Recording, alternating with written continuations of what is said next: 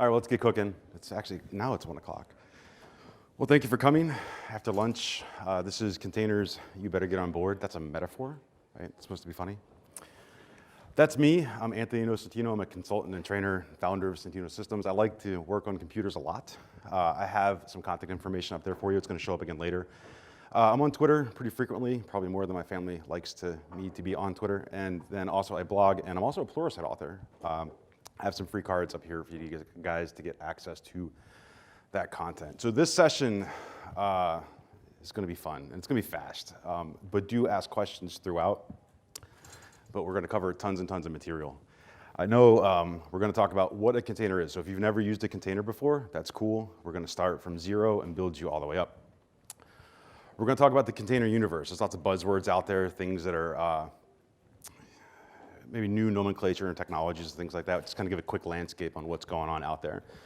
Then we're going to cover two bases. We're going to cover deploying SQL Server as a container and deploying and running PowerShell in containers. Kind of give you a sample of what a stateful application looks like and what a potentially stateless application looks like. And you can see kind of the bits and pieces and how that comes together.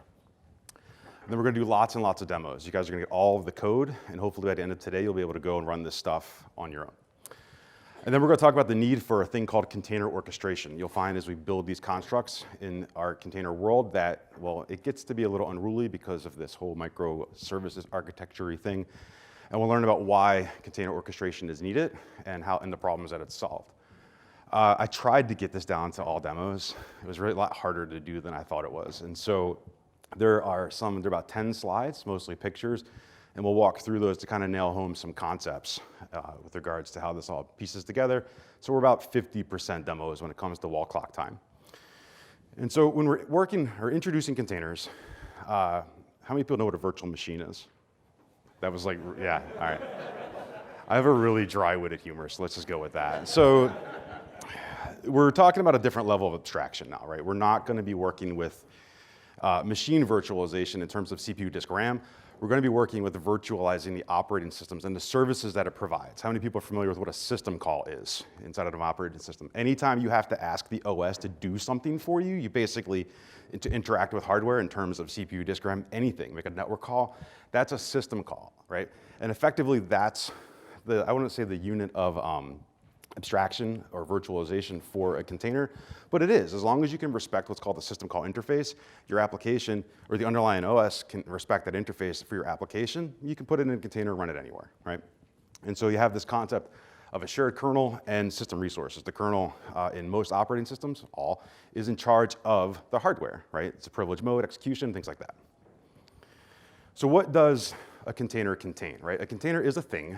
It contains the binaries, libraries, and file system components that are necessary to run your application, right? So literally the executable, any of the supporting stuff to run that code, whether it be DLLs or libraries on Linux, things like that, packaged all together with any additional file system constructs that you need, like database configurations, database files, or whatever it needs to get it up and running, right? That's all packaged up as a unit, and you can deploy that thing.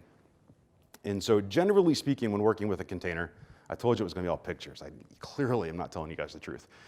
But because it's all bullet points right now. But anyway, generally speaking, you have one application inside of a container, right? And we're going to work with PowerShell. We're going to find literally that is the only thing that's in there, right? And that's going to be conventionally the only thing that you have inside of a container. We'll look specifically at SQL Server, look at its architecture for a second. We'll find that there are multiple processes running inside of an individual container. But this is the unit of work. This is the concept behind microservices architectures. Containers are also ephemeral in the sense that we really don't want to maintain any data persistency inside of the container, right? Because we want to be able to take this container, throw it away, and deploy a new one for that application. And we're going to learn about those techniques as we go through today. So for a cool picture, this effectively is what a container will look like for the rest of this presentation, right? Is our application, the binaries and libraries that support it, and any of the file system stuff that you need to run your app. And so let's start off with a comparison. This is where I want to beat up on VMs for a little bit. So back in the day, people used to buy computers and put them in data centers, right? Now we just swipe a credit card and buy VMs from somebody else. But you would buy a physical machine and you'd install a hypervisor on it, right? And then you'd go about installing these guest operating systems on top of that, and then you install your apps on top of those OSs, right? And this is cool, this works great, but there's a couple things from an efficiency standpoint that we gained and didn't gain. What did we really gain by doing this from a resource standpoint, right? We gained better utilization of hardware. What's really, really cheap in your data center? Hardware, right? Our time isn't. And so we still get stuck dealing with all of these operating systems independently in all of these applications. If something goes bump in the night, what do we have to do? We have to put our cape on, figure it out, and bring that server back online, right? And that was very time-consuming operation inside of IT ops and how we roll out new code and new configurations. We have to manage this stuff over time, and what we're expensive, computers aren't. And so I like to say that this architecture is high maintenance. I usually get beat up on this one a little bit on Twitter afterwards, but I think it's high maintenance, and there's a better way. And so let's look at potentially what I think is a better way to deploy applications. And so in containers, we can have either a physical or virtual machine be the underlying substrate of our platform, right? We install an operating system. People still do these things. We install operating systems on top of hardware. And then with that, we can take that thing that I talked about earlier, the container itself, and we can deploy that thing on top of this hardware and do that over and over again for different applications. Now, what's interesting about this architecture is that there's essentially what's process isolation going around this individual application. So application 1 and application 2 know not of each other on top of that host operating system. In fact, if they need to communicate to each other over the network, right, to exchange regular IP datagrams or whatever it is to exchange data, right?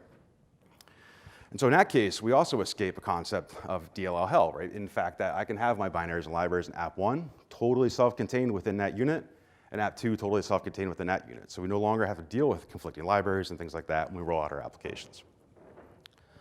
So I like to think that this is lower maintenance, primarily because of one thing. We can, when it comes to dealing with patching, deployment, whatever, this really brings to home the kill it and redeploy it philosophy, right? We can simply kill our container as long as we're maintaining the state of our application externally to the container and redeploy it, right? And that thing gets into this whole concept of immutable architecture because the container images are effectively read-only, right? And so if we can start our infrastructure from a fixed point in time at any time, then we know we can stand our application up simply by killing it and redeploying it, as long as we maintain the state of our applications externally, things like databases, session state, things like that, right? We just have these worker bees that are doing this stuff for us for our applications. It's cute, isn't it? Oh, man. So the container universe. So this is the Docker whale. It's easily the coolest icon in all of IT. I mean, it's adorable. Except when it crashes on Windows, when it crashes, it gets a little Band-Aid to the right of its eye. It's really, really, really cute. Except I've only ever seen that once when I had a 9-month stint with a Windows box. I'm back and I'm recovered. So Docker, sorry guys. So Docker is a technology, right? And Docker Inc. is a company. In the sense that like Red Hat is a company and CentOS is a thing that's a technology that's, I guess, consumed by the community and developed. So in this sense, Docker being a technology was kind of manifested by Docker Inc. originally and then open sourced about, I think, 2 years ago.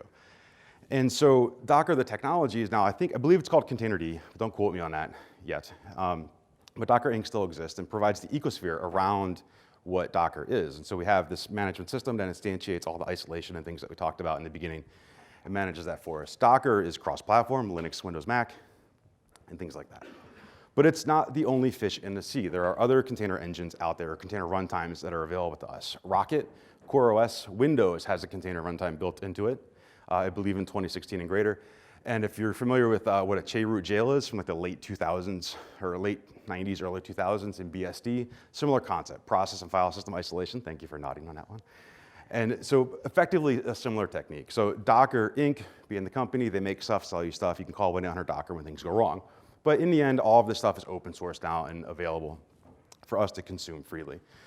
So it talks about consuming things like getting containers. So let's go through kind of the pipeline of how containers come to exist and how we get them to consume them in our applications. And so a container image is the thing that I showed you earlier, the box with the code, the runtime, the libraries, and also environment variables. So that's how we assert configuration generally upon a container at runtime. Container starts up, looks at the runtime variable, your application looks for these variables to configure itself and then goes, right? And so you get out of the business of statically configuring stuff inside of a container and you do your best to store that externally. Registries are where containers live, right? And so we have things like Docker Hub and Azure Container Registry, and now Microsoft Container Registry, and your own. You can build your own internal container registry to consume containers. And then there's this thing called a Dockerfile. The Dockerfile basically describes the image itself in the sense that what program do I load when I start up this particular container? What are the environment variables that I want to inject? Are there any network ports I needed to open? What are the file system constructs I need to respect in terms of volumes and things like that for data persistency? And so if you're a developer and you're sitting down and you want to containerize your application, you're going to start off with compiling your code, building a Dockerfile, and constructing an image, right? So the Dockerfile comes along, you put all of your applications, your binaries, and the Dockerfile in a single directory, and you do what's called a Docker build, right? That takes this thing, it turns it into a binary image that you push into a registry, right? That registry can live locally on the internet, wherever you want it to be. Then when you want to run a container, you pull the container down onto the host OS and instantiate that application or that container and start it up. Generally speaking, I'm not in the business of making containers because I consume containers from other people. I'm not a developer, I'm a systems person. So when we talk about like SQL Server and PowerShell and things like that, Microsoft is doing that for us, building and pushing the containers, and then we consume it by doing a pull, right? We pull the container down and instantiate it on our operating system. And so when you look at this from an OS level, a container is nothing more than a running process. It's just with this little shell around it that we're going to look at a little bit later when we get into the demos. So data persistency gets to be unique inside of containers because it's a critical thing. I don't want to store data inside of the container because I want to be able to pick it up, throw it away, and redeploy it, attach my data, right? And so I can move forward if I have program state or information that's stored externally. So yeah, what about my data? And so I told you you'd see this picture a lot, right? That application is a very, very useful application, app one. So containers, generally speaking, are read-only. Not generally speaking, they are always read-only. And when you write data inside of a container, even when you start it up, right, you generate log, you do these things, that's going to get written to what's called the writable layer of the container. The read-only layer and the writable layer, unified together, become the actual running file system.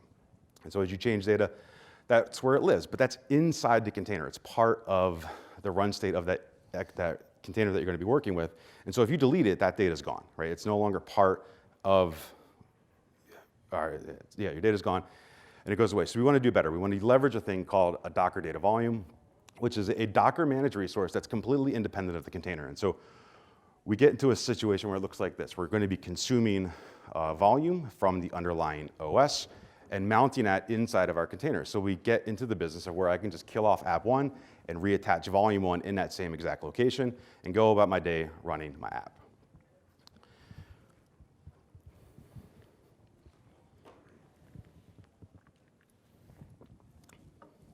So running PowerShell in containers.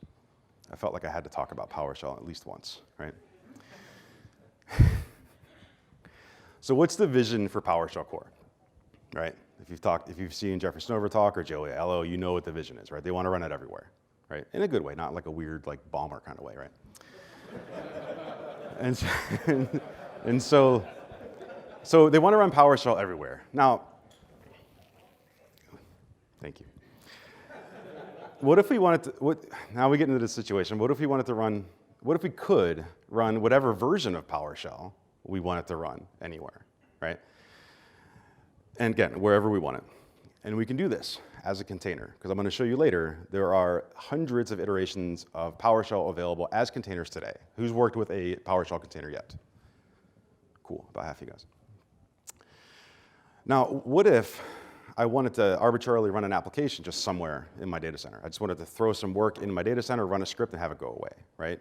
Nowadays, you have to stand up a VM and go through all those gyrations to get that thing going, or run it on your workstation, or not. So if we had that ability, right, if we had the ability to run a script arbitrarily and just throw it in our data center somewhere, execute it, and it goes away, it sounds like serverless, right? Well, chances are that's how serverless architectures are built, behind the scenes. And how can we orchestrate that work, right? How can I say, well, I want to run this script in this kind of container somewhere inside of my data center, right? How do we handle that? Like job distribution. And that's where container orchestration is going to come in, and we're going to look at that later. And so we'll close that loop towards the end of the talk.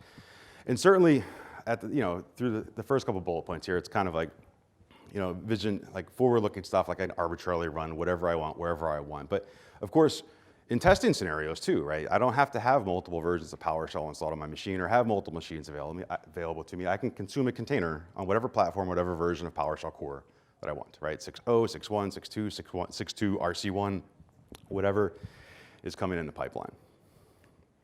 So SQL Server, this is going to be our stateful application that we're going to look at today when we compare it to running something completely stateless, like we're going to talk about PowerShell. So why would we want to run SQL Server in a container? Because I can deploy SQL Server in a data center in about 10 seconds now in a Docker container, right? Which is bananas, if you think about it. I can also upgrade SQL Server in about 3 seconds, and we're going to do that in a demo.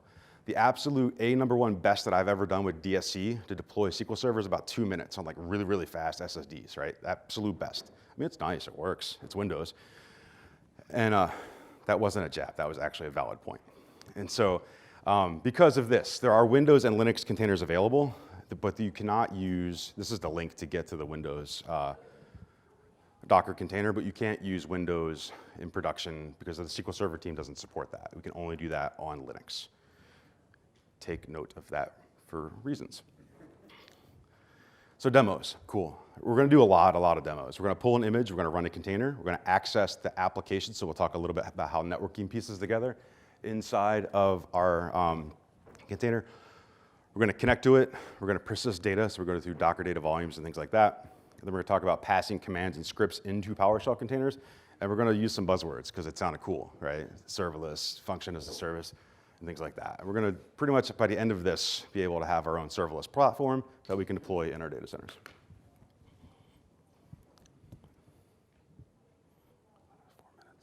Hold on, I want to cover one more slide that I cut out that I think, no, we'll talk about that later.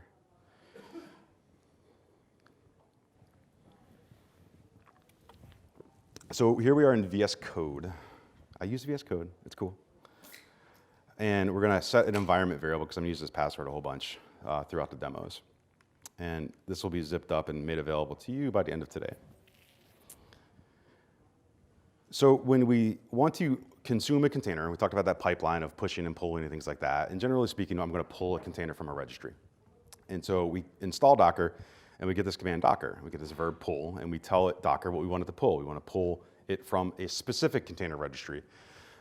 This one's being pulled from mcr.microsoft.com, which is Microsoft's container registry, so that's where they deploy all of their assets.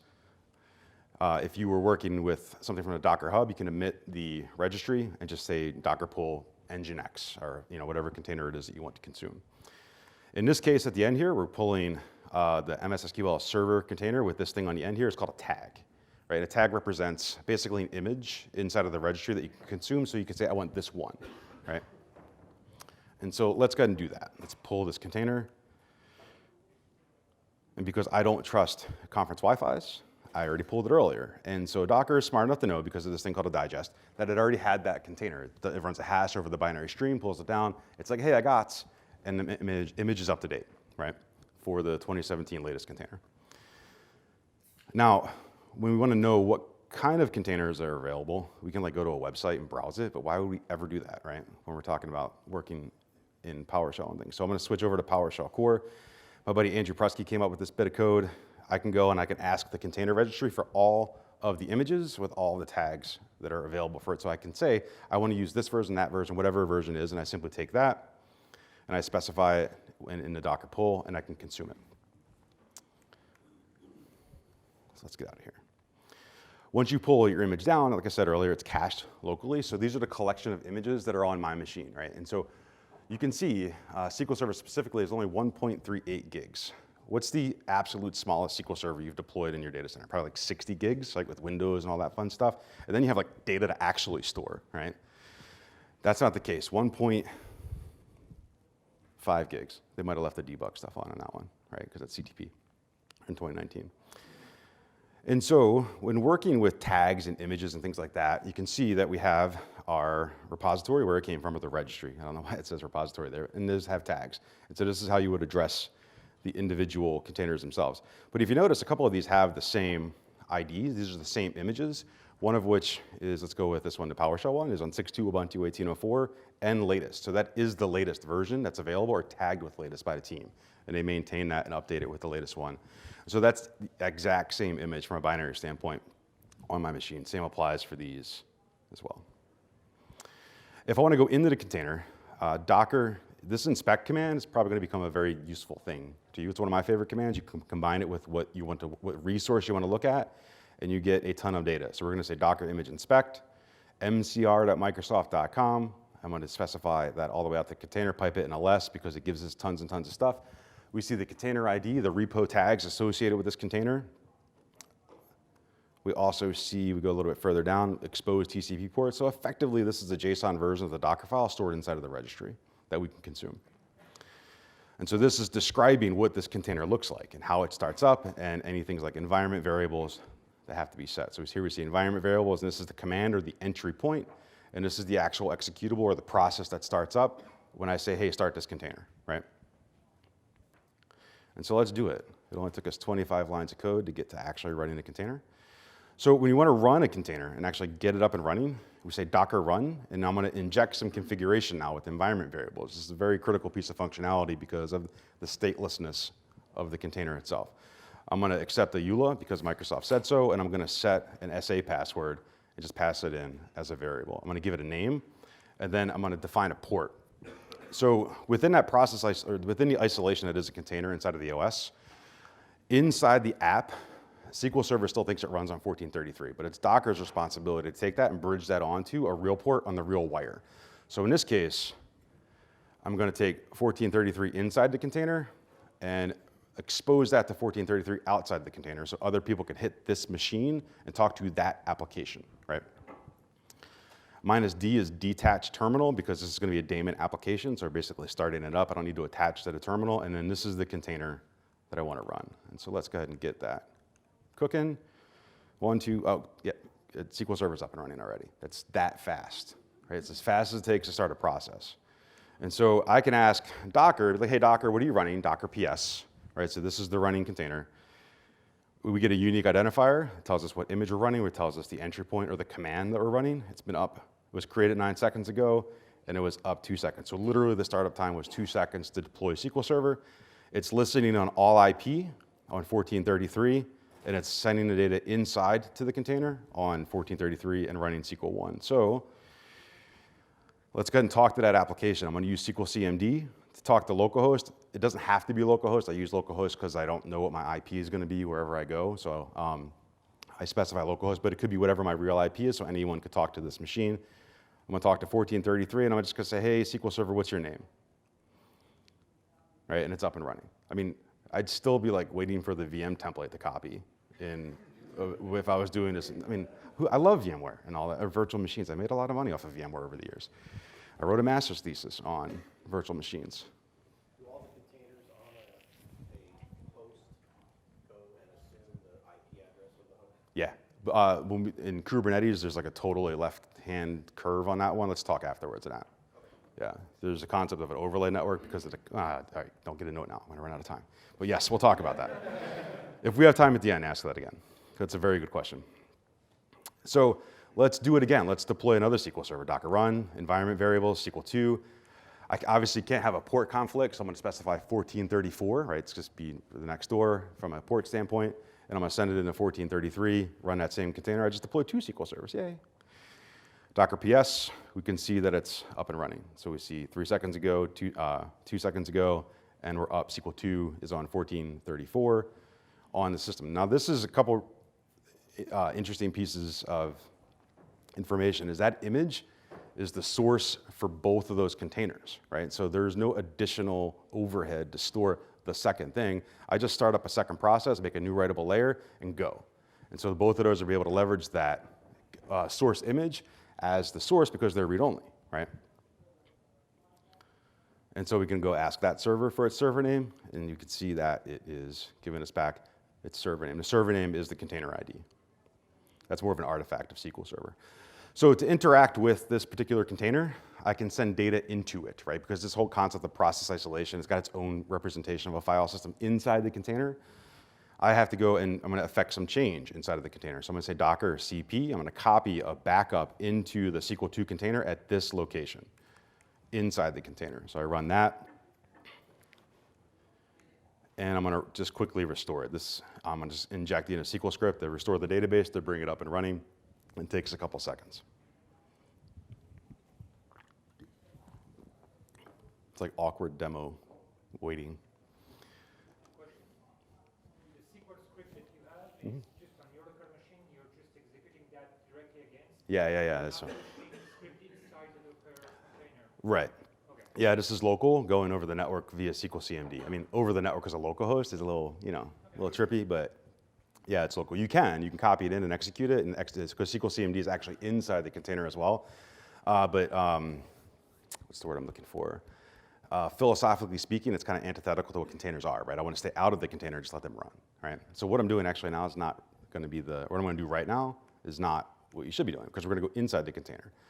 So Docker exec can execute an arbitrary process inside of the container, and IT says attach it interactively to a TTY on my machine, which is going to give me a shell when I say run bin bash, right? So bin bash is going to attach their standard streams and connect it to my terminal here, and now I'm inside the container, right?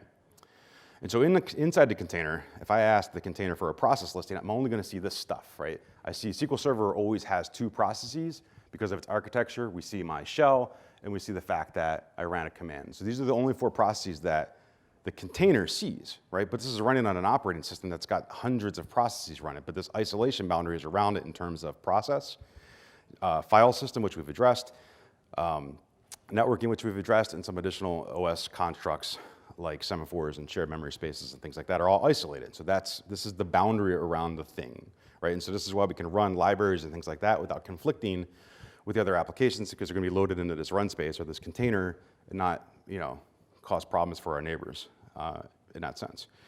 So inside of var opt MSSQL, if I just do a directory listing on an application, you can see that our wide world importers is there. We can see all of our databases as part of a standard SQL Server deployment are up and running. So let's not get caught up in the SQL Serverness of this though. So I'm going to stop the container, which is going to send out what's called a sig term to the process. It takes a second sometimes. Sig term is kind of like hitting Control-C on a process on Windows and shuts it gracefully down, right? There's other signals that you could do nasty things with, but sig term is a good thing. And so that's what happens when you do a Docker stop. So if I do a Docker PS, we'll see I have one container up and running because I told SQL2 to stop, but that container still exists, right? The stuff that I changed, the database that I restored inside of there still exists, but it's in the writable layer of the container, right? So I can start it back up and consume it just by saying Docker start, right? Just boom, start the process up, and it's going to see it still has all of that state inside of the container. Docker PS, everybody's happy, and we can see both containers are up and running. I can use a technique called bash expansion because I'm lazy, and that's going to go ahead and serially run those commands, 1, 2, SQL1, SQL2. Docker PS, you can see that they're both exited. Exit 0 is good, right? Now, if I do a Docker RM, that data's gone, right? So that's like the key thing I want you guys to walk away with is that writable layer, don't store data inside of your container. I have some code in here too also for removing all containers. That can be potentially bad, but it's also potentially useful. That's why it's commented out. But the key fact that I want to point out now is that my images are still there. So I can instantiate new containers and get up and running fast, right? So Docker PS, nothing is running. And so to make a data volume, it's actually quite easy. The same command as before, inject some environment variables, give it a name, map the network ports. Now I'm going to define a Docker data volume. And we can address it by name, SQL Data 1. And so it's going to expose a resource from the underlying OS and put it inside the container at var opt MSSQL, right? And so let's go ahead and start that container and highlight all of the code I'm supposed to run. I'm still waiting for that VM. I should do that. I should have like a VM template, like a DSC deployment going on at the same time. I love DSC, dude. I don't want to give it a hard time, but it's just 2 different ways of getting things done. And so let's do the same thing. Let's copy it in there. Let's go ahead and restore the database again. And what we're going to do now is restore the database. I'm going to say, hey, look at the databases. I'm going to take that container, delete it. We're going to create a new one and put it right in front of it. But the one I'm going to put in front of it, that's 2017. I'm going to put a 2019 in front of it. Boom, we've upgraded SQL Server in a matter of seconds. And so let's go ahead and do that. So stop the container, delete the container. It's all good, though, because the stuff that I restored is inside the Docker data volume, right? It's not inside the writable layer of the image anymore. So if I go ahead and simply start my container back up, or actually, I shouldn't say that. I instantiate a new container with Docker run. I'm going to give it the same name, give it that location of where the data is, start up the image, but this time it's 2019, right? I'm still waiting for the CU to download, right, and decompress. What's that weird phase where it decompresses and then then it decompresses again when you download patches? I was a Windows administrator once. I know. This is going to take a second. I do want to point out that it's not all like happy all the time. When you upgrade SQL Server, there are certain things you have to take into account with regard to internal database versions. That stuff still persists. Like we're changing the state of the data externally. So the fact that I'm bolting on a new 2019 means I have to deal with the fact that I'm actually upgrading databases too. You have a question, Josh? Yeah. So, question on the data volume. Do you have to like instantiate that first before you go ahead and like call it? You can, but I didn't. You can do it just like that. I didn't do anything special beforehand to declare that and run it. The question was, did I do anything special to pre-configure that volume? Nope. That -v SQL data 1 was enough to get it up and running. Yeah, thank you. And so I always forget, unless I'm in the audience. And then I'm like, why did you repeat it? All right, so we're consuming Docker data volumes from the local file system. Those can be external. Those can be NFS, iSCSI, Fiber Channel, Azure Cloud Files, Blob, things like that, right? So we can consume that if we need to. And by now, after I killed enough time, I have my databases back, right? So that was like, what, seconds to upgrade SQL Server? And the majority of that was actually SQL Server doing its own work, right? Cool. So yeah, Docker volume LS. I'm using the local driver. That's where you would see the different storage subsystems if you needed to consume a different storage subsystem. And this is where it really lives. Remember, Docker and the inspect command will be your friend because it tells you cool stuff. And we're all super nerdy. And so we know what all this stuff means. But we need to get into what is going on behind the scenes. So created at the local driver. And that's where the data actually lives on my file system. There's some special black magic that occurs on Mac OS running Linux containers. If you're running Mac OS on a Linux container, hit me up. We'll talk about it afterwards. But if you're running Linux on Linux, if you browse to that directory, you would see the files that were part of the file system from the container. So let's go ahead and stop that container, delete that container. And now if I do that, then my data goes away, right? What's that, a resume generating event? Is that what that's called? And so I also have some additional code in here to delete. So when you're working with containers, you're creating them and killing them and things like that. I just have some different scenarios, like you can searching for patterns and deleting the images and deleting the containers so that if you need to clean up when you're done, that's an easy way to get it done. That's bash specific. That would probably not work in other systems. So let's do PowerShell. What's up?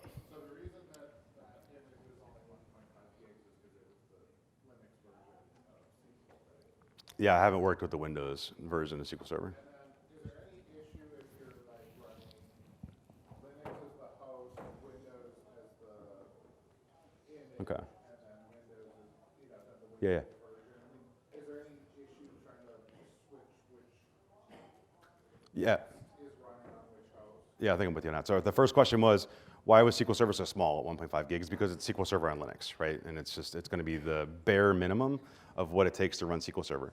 The cool thing about containers is this. The product team is not in the business of supporting an operating system. In fact, they consume, if you go look at the Dockerfile for SQL Server container, it says from at the very top. It says from Ubuntu.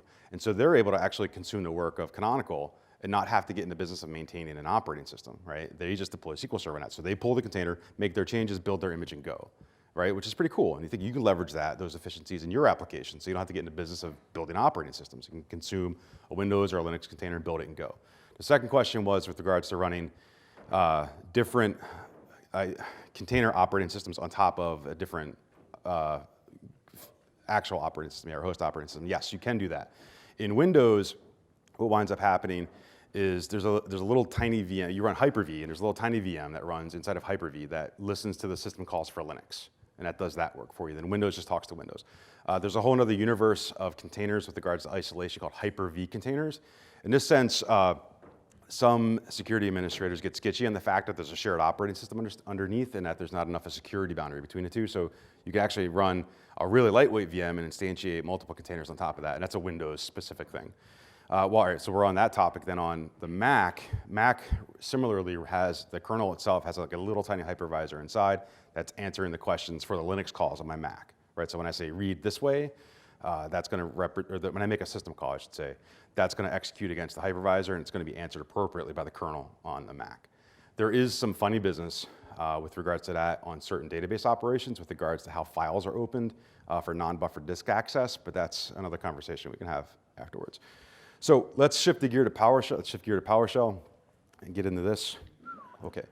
So we have a couple containers. So we're all hip with what this means now. Docker pull, specify MCR. I want to pull PowerShell latest. I also have PowerShell 6.2. I let the cat out of the bag that they're actually the same image earlier behind the scenes, or PowerShell preview, right? I've already pulled all of these, so we won't go into that.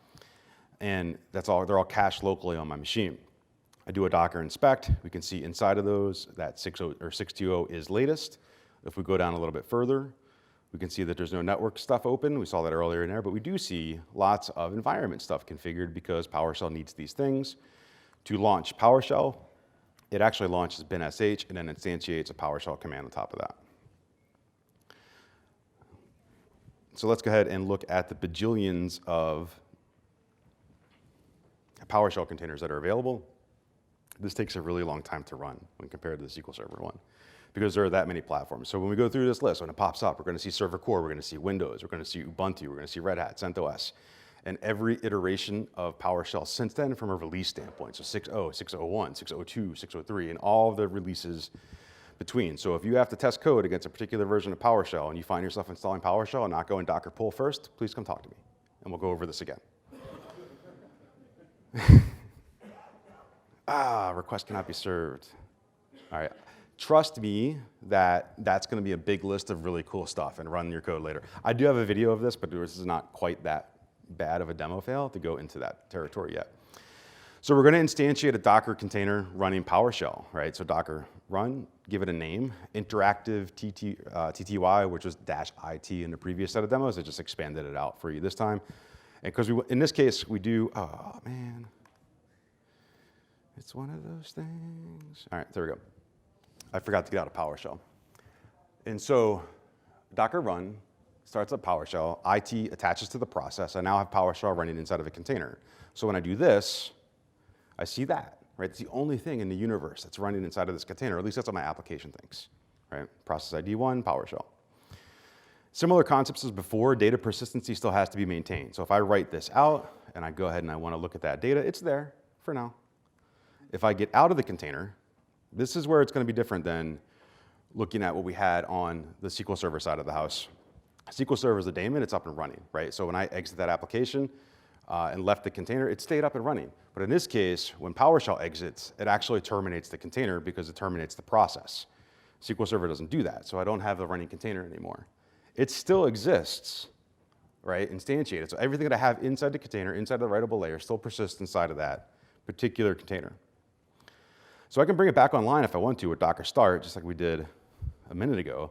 And I'll attach -i because I want to interact with it or attach to the terminal. And so there's my stuff, right, that exists.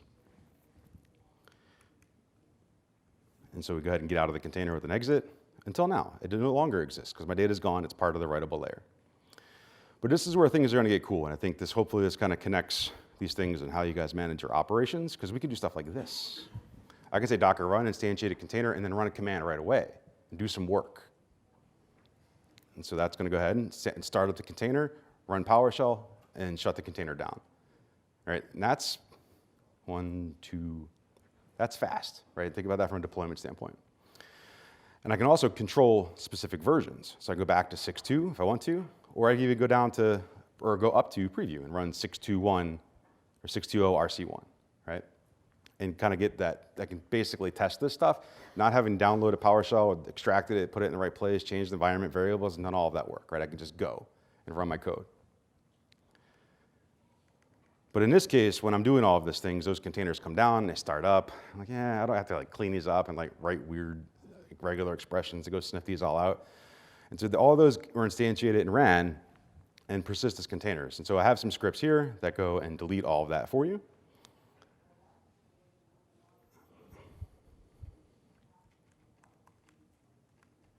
And now let's go ahead and do this one more time. But this time I'm going to attach a volume. And I'm going to go ahead and I'm going to copy a script from my local machine into the volume. And so this is literally just like we did with the backup. I'm going to copy it into a fixed location inside of a container that I named PowerShell script that I just started. And then I'm going to kill that container, but that still exists on my local machine. And so now, if I go and I start up the container again, my scripts are in there, right? So I can build this little repository of things, or however I want to get scripts into that Docker data volume. And I can run that script in my container and do the things that I want to do, right? And then delete the container. But why would I want to go through all that? What if I want to just do that all in one shot? And I can do that. Docker run. I'm going to add the -rm parameter now, and I'm going to attach it to that volume and then run that script. 1, 2, 3. So basically, you guys know how serverless platforms are built, is that. Instantiate container, run a script, kill the container. And the overhead of that is trivial, right? Because I'm starting a process. I'm executing the code. In fact, the majority of that execution time, I'm not going to make fun of PowerShell, is PowerShell. But it is what it is, because it's got to do the things that it has to do when it starts up. You know what I mean? So I'm not trying to be funny, or like not nice on that one. And so that leaves us with some stuff, right? And we looked at stateful applications, stateless applications. We built a serverless platform, functions as a service. We can inject code, functions, whatever we want. But that leaves us with some challenges that we have to solve in terms of things like workload placement. So if I have a data center's worth of computers, where do I run this thing? Like, do I want to get in the business of starting SQL Server here and attaching a volume and exposing a network port, or instantiating a container, attaching a volume, and telling it to run a script? I don't want to get in the business of doing that, right? So there's things that help me do that. So workload placement. And so these are the things that container orchestration does for you. They also manage state. So the fact that my containers are stateless and I'm storing the state of those things externally means I can just kill it and redeploy it. So if SQL Server or whatever application I'm running crashes, no big deal, because I know I go back to that beginning state every time. I assert the configuration externally, which means I can kill this thing and redeploy it, right? And that's a total shift in paradigm in how we roll out applications and services. Container orchestrators provide arbitrary trivial load balancing for IP services, so I can basically stand up a web farm with 3 clicks of a mouse. In fact, the last time I did a Kubernetes demo, I went from 1 to 50 containers running an application in 1 line of code, right? And if you've ever done that in a real data center, that's more than 1 line of code. It handles networking. We talked about TCP ports and things like that. Persistent storage, and the fact that we don't want to get in the business of managing where our storage comes from, especially in the cloud. I want to be able to build infrastructure agnostic platforms and just say, I want to consume some storage from my cloud provider. And so container orchestrators give you that for you. And also a declarative model, right? Conceptually, we don't want to get in the business of imperatively configuring these things. We define code that describes the configurations that we want. We push it into the container orchestrator, whichever one that is, and that makes that happen for us. And we talked about job distribution already. Container orchestrators have the ability to execute work if you just tell them to do things. I want you to run this script on this container, go, and it'll do that for you. And we can also do secrets and certificate management. So we can even go one step further with that PowerShell container and use remoting from that container to then go through, pull a certificate down, and start logging into other machines. And security administrators will be very happy with you after that, because the container then deletes and goes away, and no one knows what happened. And so I was in Ashley's workshop the other day, which was fantastic. And I was like, and we were going through all the logging stuff. And I was like, that's cool. I'm like, hey, check out this line of code. He's like, man, really? And so, container orchestrator. So these are the big players in the container orchestrator universe. Docker Swarm comes from Docker. Kubernetes is an open source container orchestrator. They effectively do the same thing, but it's kind of like VHS and beta. One of these won, right? And one of these, it didn't win. And the one that won was Kubernetes, right?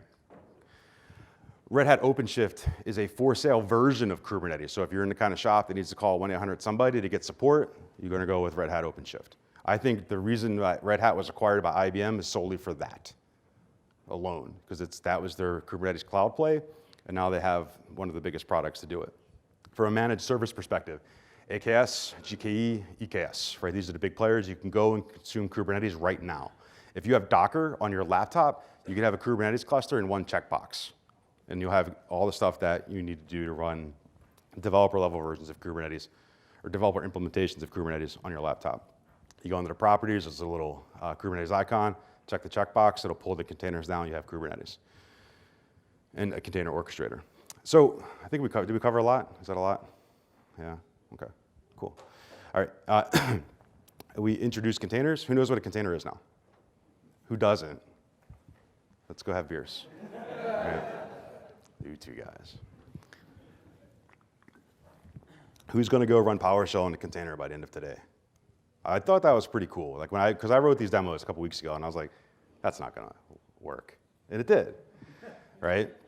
And I think it's really fun stuff. The container universe, we talked about Docker, Rocket, CoreOS, and things like that, Kubernetes. And we did lots and lots of demos. Like I said, I'll post the demos at the end of today. And we learned what the concepts behind container orchestration.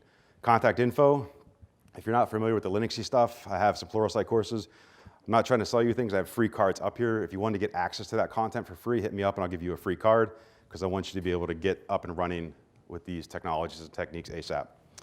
From a resource standpoint, I didn't cover installing Docker because on Windows, it's next finish. On Linux and Mac, it's really straightforward, but if you want some docs, those are there, and also getting started commands. Storage is a big deal. Spend a lot of time there and getting started, and have some security stuff there. Please eval the session. I only accept 5-star evaluations, and so go ahead and make that happen. But thank you for everybody for coming.